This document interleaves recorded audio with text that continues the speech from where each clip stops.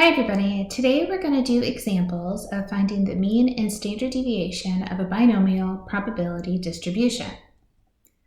Let's start with formulas. To find the mean, we multiply the number of trials n times the probability of success p. To find the standard deviation, we take the square root of the number of successes n times the probability of success p times the probability of failure q. Q is equal to 1 minus p, and often I'll just use 1 minus p directly in the equation and not calculate the value of Q. Our first example says, find the mean and standard deviation of a binomial experiment with 12 trials where each trial has a probability of success equal to 0.45.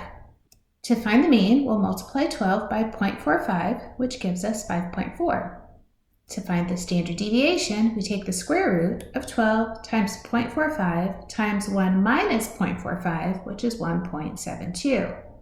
Let's say a company runs an email marketing campaign with existing customers. They know from past campaigns that they have a success rate of 20%. If they send out 5,000 emails, find the mean and standard deviation for the number of positive responses. The mean is going to be n times p, so 5,000 times 0.2, which is 1,000. The standard deviation will be the square root of 5,000 times 0.2 times 1 minus 0.2, which is 0.8.